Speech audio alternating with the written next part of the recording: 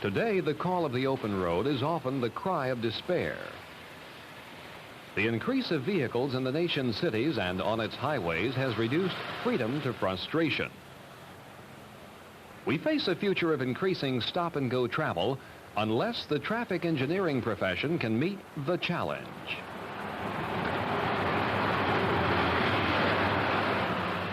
Increased population, affluence, and mobility present us with a relentless problem that is constantly making the traffic engineer's job more difficult and the task more expensive and vital to his community.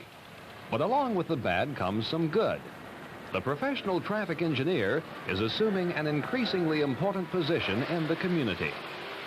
Someday, the chief traffic engineer may have a fancy title such as Director of Transportation Systems Management. He may control, in real time, all activities and modes related to the movement of public, municipal, and commercial vehicles.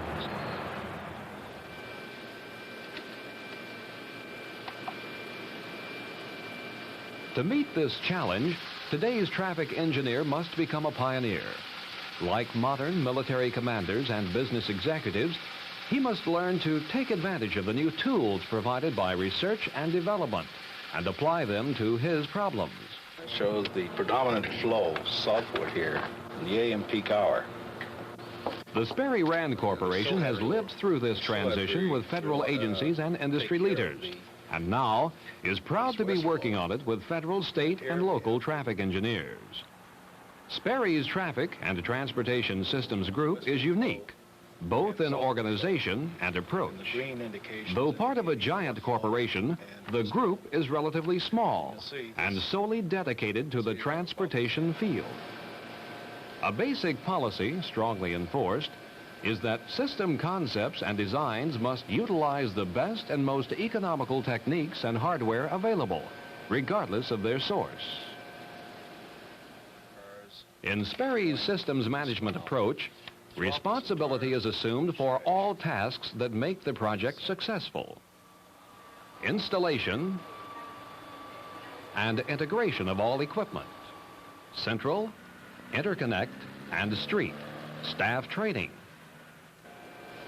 maintenance service, and supportive operational growth.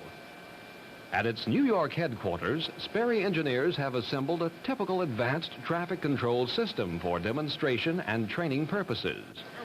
It provides the two most important new tools available to help traffic engineers meet their challenges. First, a detailed and instantaneous knowledge of traffic conditions and system performance in the streets.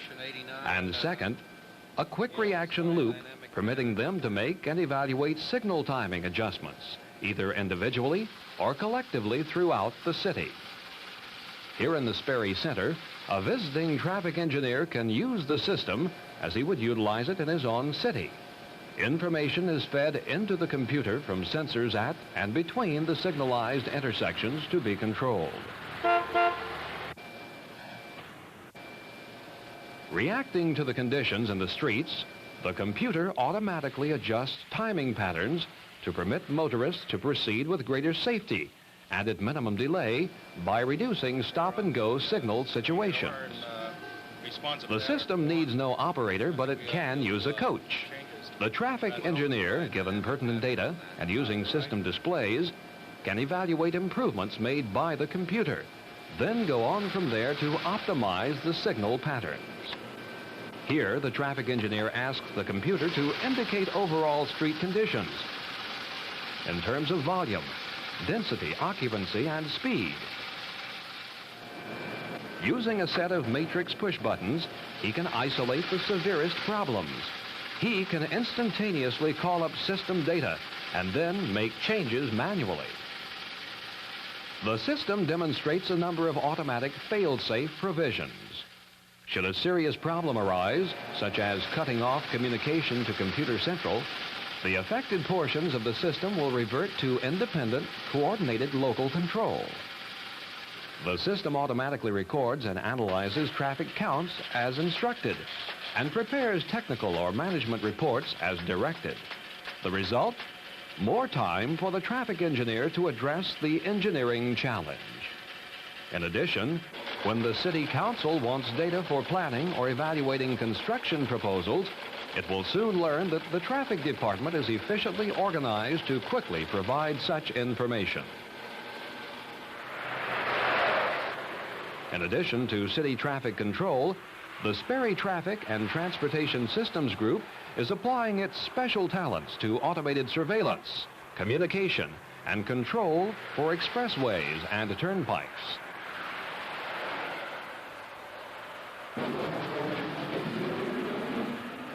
An example of this is a study underway for the Van Wyck Expressway in New York.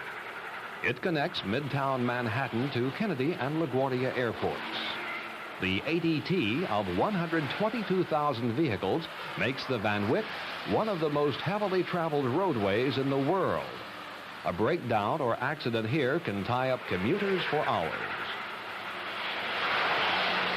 On the New Jersey Turnpike, a Sperry-designed system will anticipate slowdowns and stoppages, balancing service on the double-barreled sections of the roadway. Reading out information from as many as 12 lanes along the road, the system will automatically signal cars leaving the toll plazas into the best lanes. And it will begin to warn drivers of impending sudden stops even before a human observer could have detected a problem.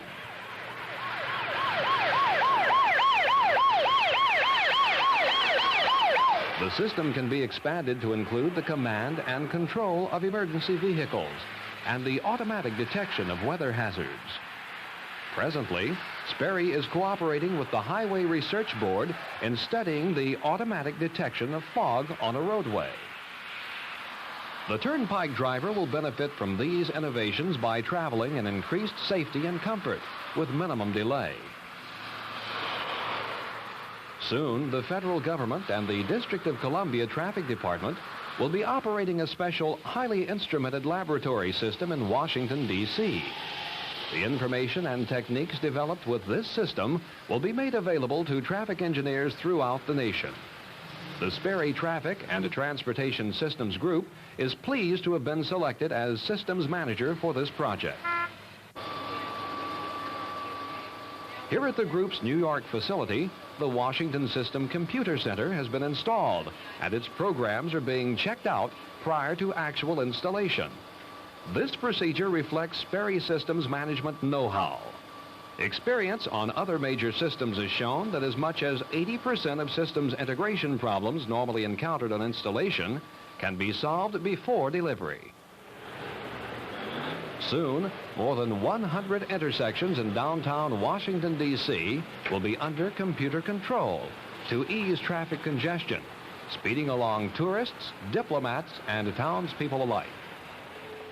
Here in the historic Georgetown section, drivers will be aided by sensors which will provide the needed information to permit the computer to reduce slowdowns and frustrations. 100 years ago, mule-drawn barges carried goods up and down this canal. Soon, cars will flow along the nearby streets assisted by computer. Various experiments and control strategies will be conducted, aimed at helping traffic engineers throughout the country to meet the challenge of increased traffic congestion. Federal programs such as TOPICS will help finance upgrading of city, county, and state systems. Sperry will participate by assisting traffic engineers with its unique systems approach, moving from concept to full operation. Each system is engineered to the specific requirements of the particular locale. The most effective hardware and software available will be configured to do the job. I checked the hold and advance signals at that controller. Okay, I got the pulse. Sperry support is available from central system installation to integration and checkout of street or highway equipment, to the expansion of the system to include such services as real-time routing of emergency vehicles.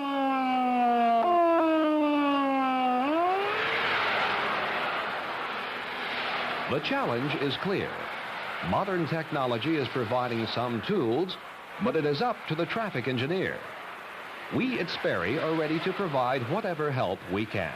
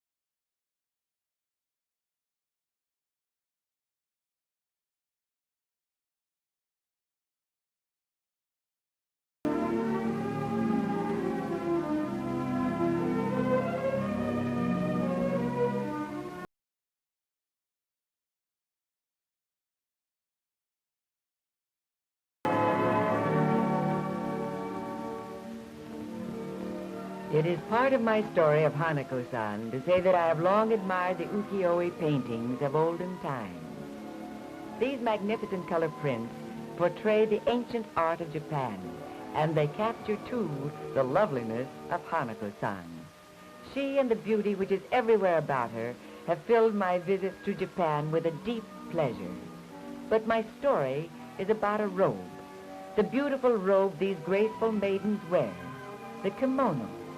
Woven from silk and patterns of long centuries of Japanese culture, the kimono has become the symbol of a gracious and comfortable mode of living, and that is what I like about Japan.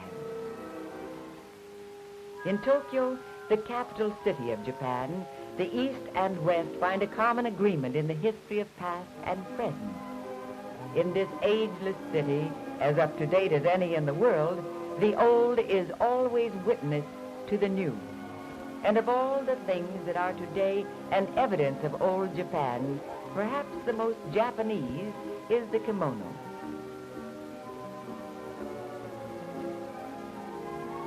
Though not out of place in Japan's busy cities, its basic harmony blends best in a traditional setting, as traditional and Japanese as Hanako's house. And this lovely person is my friend Hanako-san. Her kimono, like her smile, is expressed that is Japan. You know, this is a very simple costume when you consider that it has basically only two parts, the kimono and the obi, or sash, worn about the waist. But when you know what has gone into its design, centuries of thought and artistic effort, it becomes an interesting and intricate creation. In style and shape, kimonos are all about the same. But the Japanese women can do endless things with them until you have as much variety as the seasons of the year. In fact, spring, summer, fall, and winter are reflected in the patterns and materials used. And even more than that, a different type of kimono is worn for the seasons. As long as the Japs take off their shoes when they come into their houses, partitioned by paper screens and sliding paper doors, they get most suitable dress. Hanako-san has been expecting a visitor.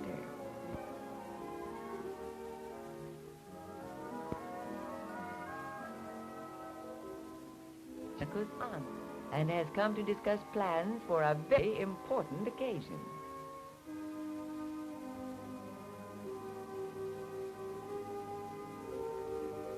There is much to talk about, but while they are coming into the house, let's leave Hanako to her aunt for a moment, and let's meet Hanako's mother. Here we may again observe the effective simplicity found in Japanese homes.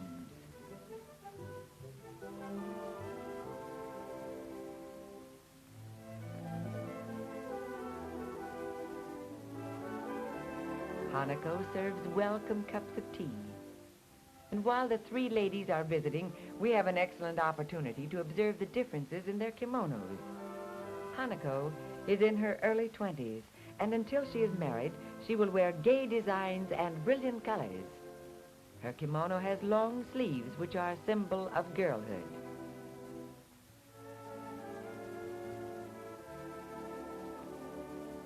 Her aunt is 10 years older.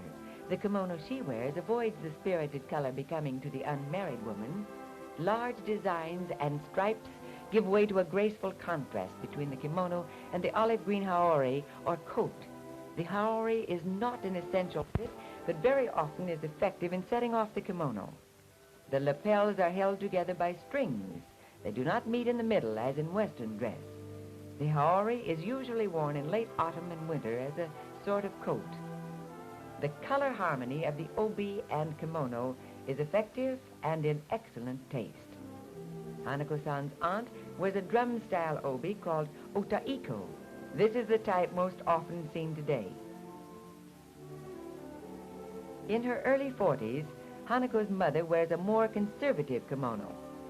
There is a refinement and unity of colors in her costume not seen in the other two. If Hanako's mother were to wear the dress of her daughter, she would be subject to ridicule. The kimonos here represent good taste and selection in 3 age groups: position, in respect to social status and family is also reflected. These are the proprieties of dress, and they are strictly observed. Hanako-san is going to be married, and I am told soon. When such important matters are in the wind, it is likely that this favored aunt has come to inspect the young lady's trousseau. Any girl in Japan would cherish Hanako's wardrobe. This obi is made of silk and dyed in the Yuzen style. Its length of more than 13 feet will easily do for the slim waist of Hanako, but she will need lots of material for the bow. The obi keeps the costume in position, but it is equally indispensable as part of its design and beauty. This is a kimono with a striped pattern to be worn only from spring to early summer, and it's very appropriate for street wear. A kimono is worn only during the season for which it was intended. If it is cold in summer, you do not put on a winter costume. You just hope the sun will shine. The visit of Hanako's aunt has taken a more positive turn. They have decided to spend the afternoon shopping for a bridal outfit. Many of the things Hanako will need may come from Mitsukoshi's near the Ginza. But first, a visit to a silk store to select the kimono pattern. After being carefully chosen, the samples will be sent to Kyoto, where artisans will apply ancient skills to reproduce the patterns and colors for the kimono of Hanako-san.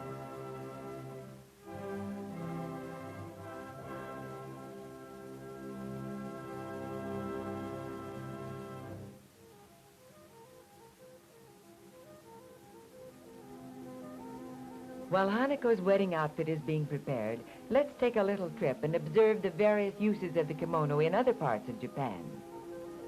We might first visit Enoshima, where the islanders wear kimonos that are reminiscent of the manners and customs of the Heian period, 12 centuries ago.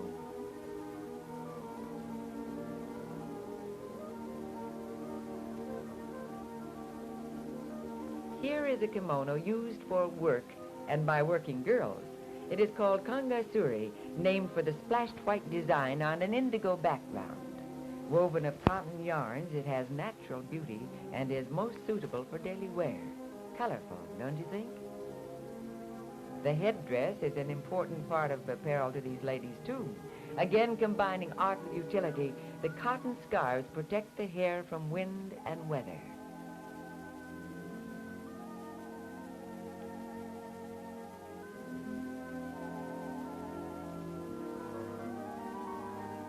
Here, another kind of headdress demonstrates the amazing ability, not to mention a great deal of strength, of the women islanders. Fresh water must be carried from low areas near the beach into the village. It is a task most strong men would be unable to perform, and it accounts for the perfect postures of these girls. You can try it with books or with pails if you like.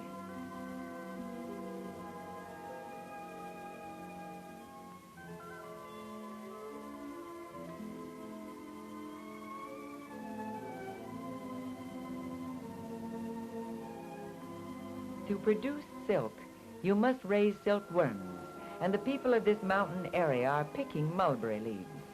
The cocoons from which silk yarns are drawn need the leaves for food. Tradition and love for comfortable clothing, combined with a natural desire for creative expression, have produced workaday togs peculiar to no other people I have met. A unique kind of hat, and becoming. It is from such models as these that some of our modern dress designers get their inspiration for beach and leisure wear. The slacks are part of another kind of kimono designed to meet the particular needs of the people who labor in the fields. A cord to tuck up the sleeves is a tasuki. It looks much like a pair of red suspenders, doesn't it?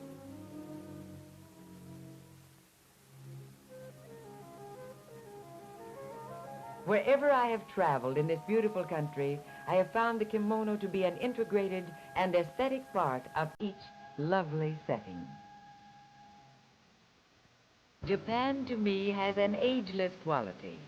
Along her seemingly endless seashore, among her rocky islands and her sheltered coves, I found the fishermen living in ages in their picturesque villages.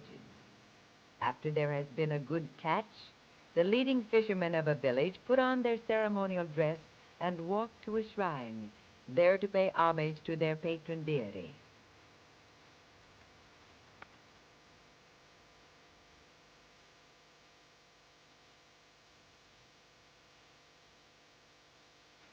A kimono of special pattern is important for this ceremony. The design may be freely translated as a big catch.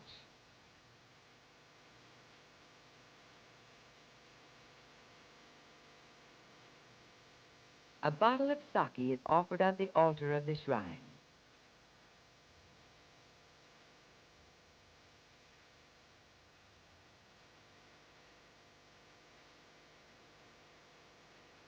The kimono now serves its traditional ceremonial purpose. It is worn with reverence and a sense of gratefulness. It lends color and spirit to an important occasion.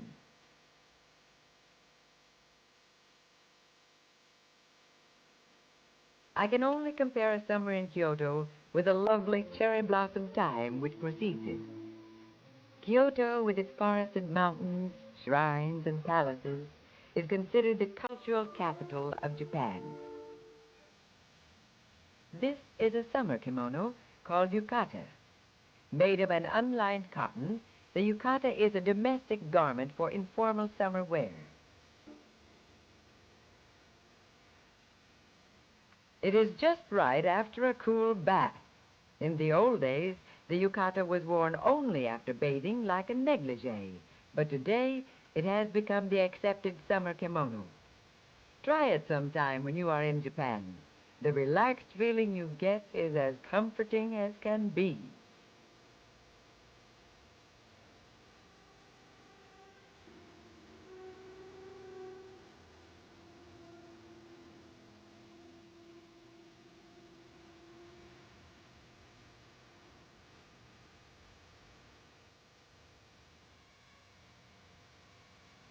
Fireworks in one's own garden on a summer evening is an old Japanese custom.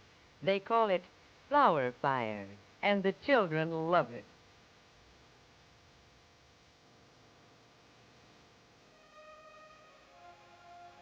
Children's kimonos have vivid and imaginative patterns: birds, flowers, butterflies, toys, and many others.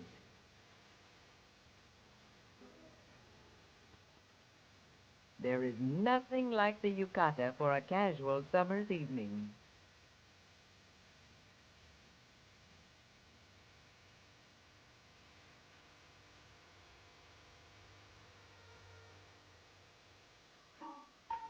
This graceful dance is called Yukata of the Iris pattern, named for this particular kimono.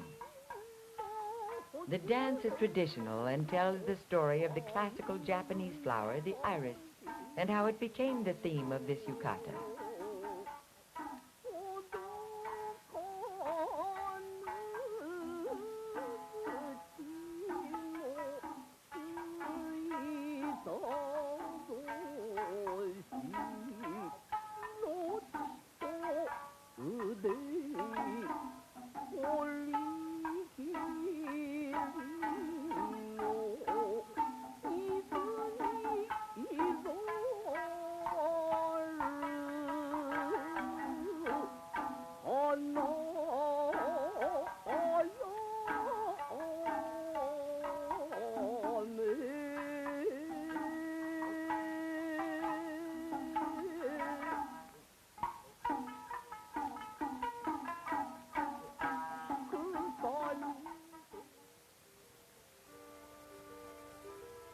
Kyoto is the home of the Yuuzanzomi.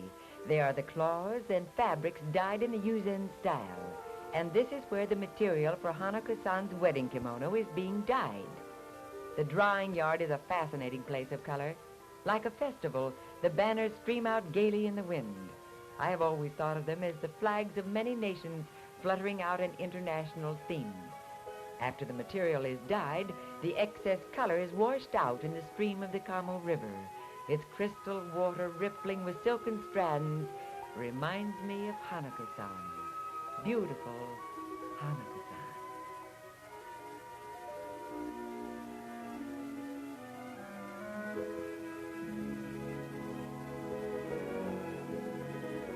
It is autumn now in Tokyo, and the chrysanthemum is queen of flowers. Hanako's home has become a place of activity. The quiet surroundings are witness to the arrangements for the wedding. It is taking place today. And here, embodying centuries of tradition, is the result of all the time and creative effort an artist's skill can produce, the wedding kimono.